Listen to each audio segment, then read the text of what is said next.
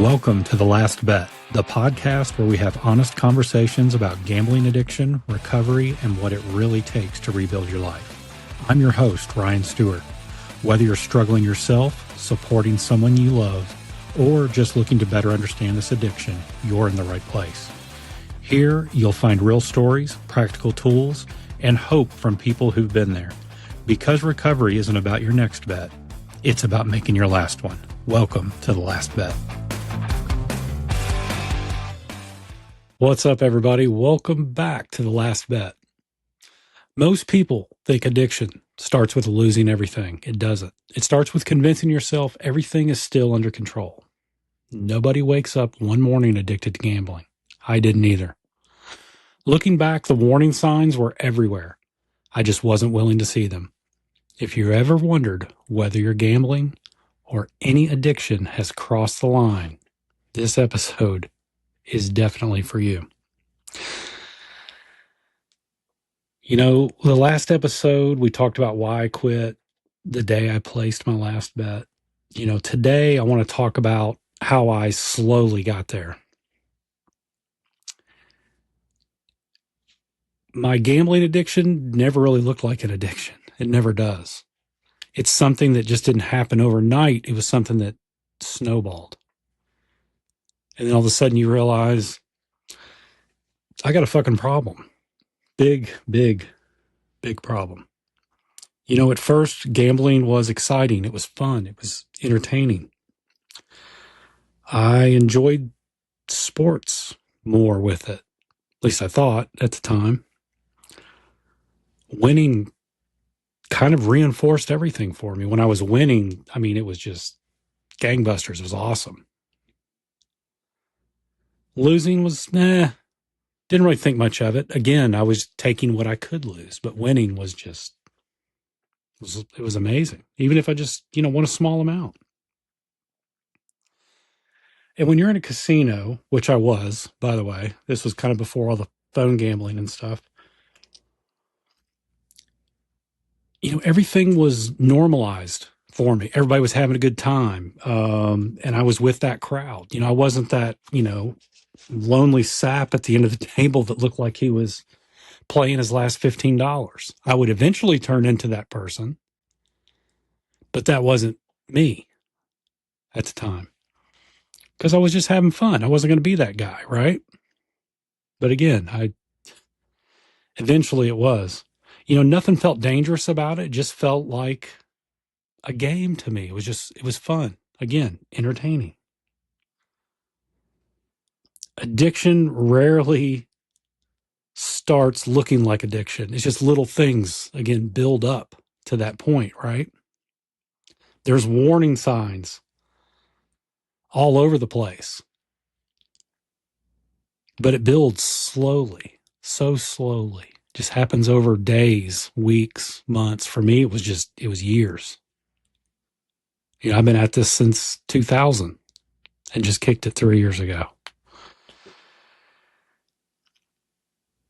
The things I noticed later on, I mean, way later on, was, it was constantly on my mind. I was thinking about the opportunities. I was playing it in my head. Like, I'm scheduling when I'm going to go all the time. I knew like I was going to, when I got off work or I was going to go for 3-4 hours, I had all this time that I created to go play. Lose, win, didn't matter. I was just going to go play. I checked odds all the time, even at work on the computers and stuff. I'd, sit in a store working. I'm just constantly on ESPN or whatever, checking odds for games, especially football, basketball season. Did it all the time. One of the biggest things I noticed on the addiction side, when I really thought I started having a problem, was when winning didn't get exciting anymore. I would win big, and it was like, yeah, it's great for a moment, but I want to keep going. I don't want to stop.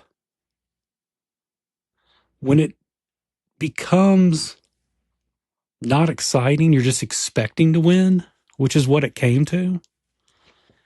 I was expecting just to come out with a few $100s every single time.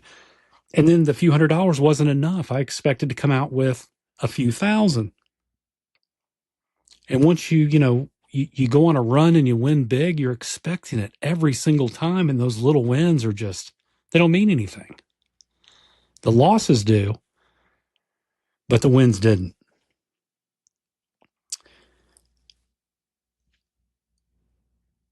You would think all the losing would make you want to quit. But all the losses did were basically make me want to bet more or try to play a strategy on my next bet to get that loss back. Again, chasing, you're going to hear this a lot. My mood all the time depended on whether I won or lost. If I win, it was great. Oh, fucking steak dinners. We're going to go shopping, right? And I never hardly spent it on me. It was always on, on my family, girlfriend, wife, whatever it was at the time. Kids. I would spend money. If I lost, why are you spending $5 on this? I would say to my partner, where I was, a girlfriend at the time, or my wife now. Why are you spending $20 on this? Why are we what are you doing? Because I felt bad about my losses. This has been going on for years. I don't even know how anybody put up with me. I swear to God, it's so bad. So bad. I became distracted, especially with family time, which sucks because I'll never get that time back. Because I was doing everything I could to get to the casino and play. Or watch a game and see how my bet was going. Constantly, all the fucking time. Anytime it wasn't working, that's what I was doing. And I'm sure some of you can relate to that. Then the big part, hiding your losses. Hiding losses became a shell game, and I was good at it. At least I thought I was good at it. Cash advances, loans, extra accounts. It was just robbing Peter to pay Paul. Constantly, a fucking shell game, all the time. I spent more time on that than probably anything.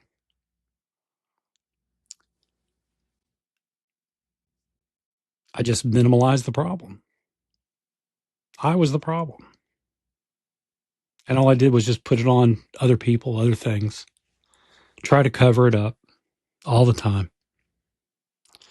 And the sad thing is, all those that I kind of just went over, none of them felt like I had an addiction.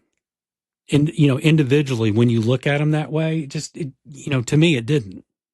And then all of a sudden it snowballs into this big thing, and you look at it and you think, yeah, together, that is an addiction.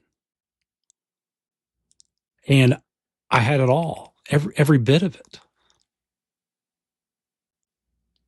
I mean, if there was a questionnaire on gambling, which there is, I think GA has it. It's like, I can't remember how many questions it is. And I think even if you just answer 5, I could answer them all. I mean, it was just, I've done everything. It was terrible. So bad. The line about the losses, and then I would lie to myself like I was some professional gambler. So crazy, I would think I was all of a sudden due. I've lost so much, I'm due. I've lost thousands of dollars. I'm due this big jackpot, right? I'm due all this money on blackjack. I'm going to go on this big fucking run in craps, whatever it is. And I played everything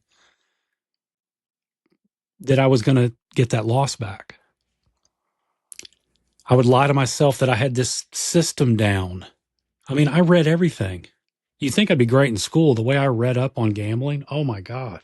It's like I knew it like the back of my hand. I knew how to play it, just didn't know how to win. I knew how to win, but every once in a while, but the losses, outweighed the wins. So I obviously sucked at it.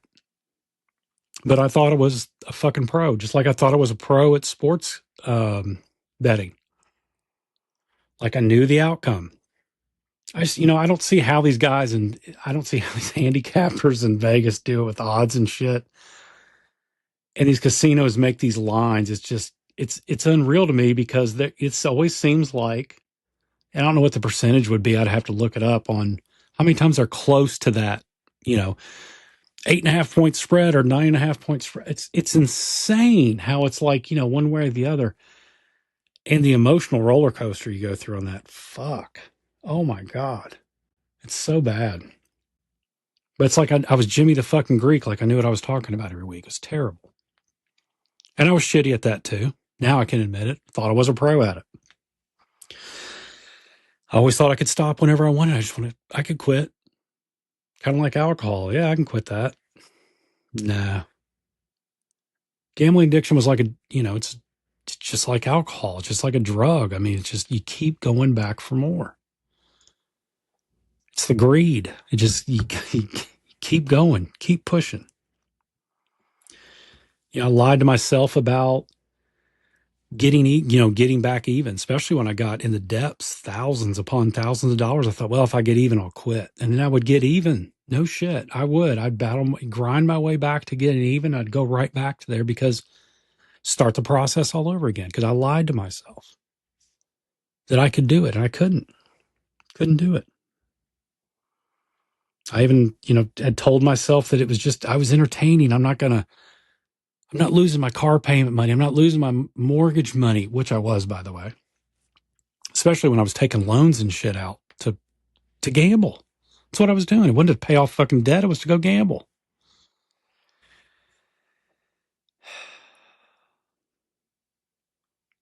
Only trying to win back what I lost. That's got to be the biggest lie I've ever told myself. It's funny now looking back on it. It wasn't funny at the fucking time. I can promise you it's terrible. It's just amazing how you would think one big hit would fix everything, and it doesn't. And I remember playing, one-arm bandits with $100, $200 a pull. And I'm sure some, if not a lot of you, have done that out there, and you hit that big jackpot, it's fucking huge. And I don't know what the odds are of hitting that. I don't know. Maybe it's like hitting the fucking lottery, but I thought it was mine. I did. I convinced myself I hit that. I'm done. I'm walking out of here. I'm paying my debt off and I'm good. I'm back whole. Nah, I wouldn't. I'd pay my debt off and I'd be right back there the next day or the next week doing it all over again. I was so addicted to it. It wasn't funny. Addiction literally changes the way you think. It convinces you that the solution is the very thing causing the problem. It's all bullshit. Gambling costs me a lot. And it costs me a lot more than just money. I think that's the big key here. It cost me relationships, a lot of relationships, friends. About cost me a marriage, girlfriends, family members, trust, which is big, with, again, friends, family members, a wife, a girlfriend, whatever. Again, it spans over 20-something years. Time to me is a big thing. You heard me talk about that earlier. I'll never get that time back. And that's one of the biggest ones because, the time kind of envelops time with family, friends. I'll never get that time back. It cost me sleep, a lot of fucking sleep. A lot of nights I couldn't sleep because I was thinking about how much I'd lost. How was I going to face the music? Was I going to tell somebody? Or was I going to hide it? And then how was I going to hide it? I mean, the mental gymnastics that I would go through. Holy fuck, my mental health was terrible.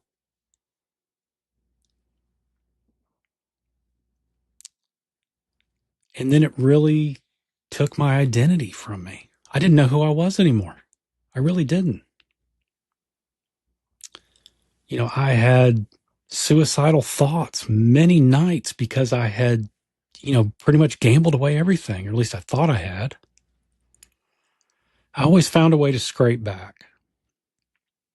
I don't know if it's my resilience or what it is, but I always found a way back.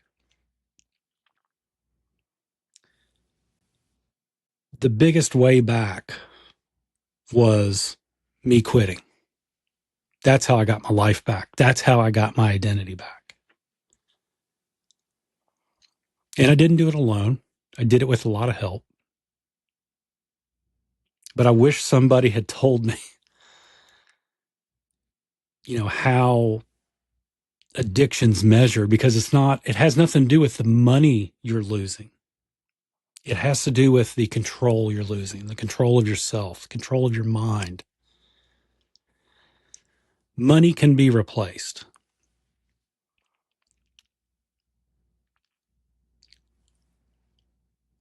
Time cannot be replaced.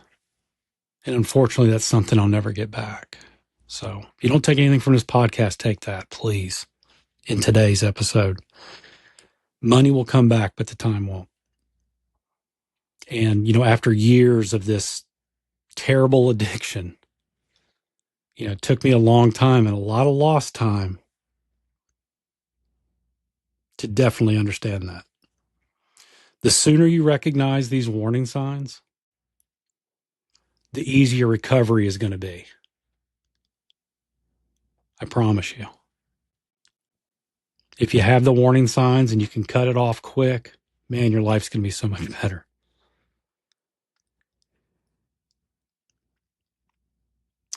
If gambling has become something you think about every day, if you're hiding it,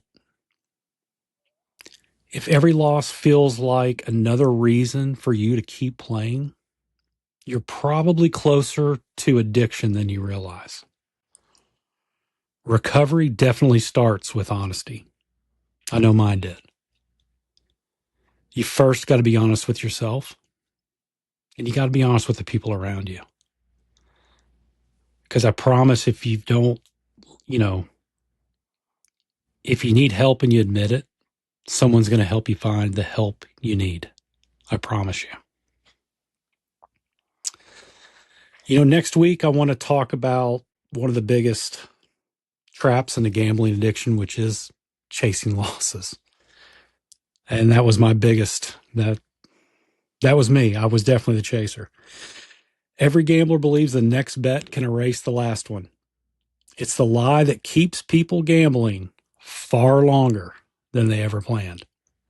I'll explain why chasing losses feels logical, why your brain falls for it, and why it's one of the fastest ways addiction spirals out of control. And yes, I read that last part for you. There's no way in hell I was going to memorize all that. But anyway, please like, subscribe, share the episode. Please share. Please join us at one of our weekly meetings on Wednesday at 8 o'clock. We have half-hour meetings that I'm running. It's just community-based. And if you just want to show up and listen, by all means, come do it. It's going to be a half hour to start out every week. Again, Wednesday at 8 o'clock. Go to our website. That's safpodcast.com. That is safpodcast.com. And you'll have the last bet, I believe tab Jess has on there to get information there for the meetings. Also, you can check out the podcast there. You can share the podcast with somebody if they need it as well, if you happen to be a loved one. Anyway, that's all I've got for this episode, and we will see you next week. See you guys. Thanks. Thanks for listening to The Last Bet. If you enjoyed this episode, please follow the show, like, subscribe, and review. Also, share it with someone who needs it. For more episodes and recovery resources, visit safpodcast.com. That is safpodcast.com. Until next time, remember, your last bet could be the first day of your new life.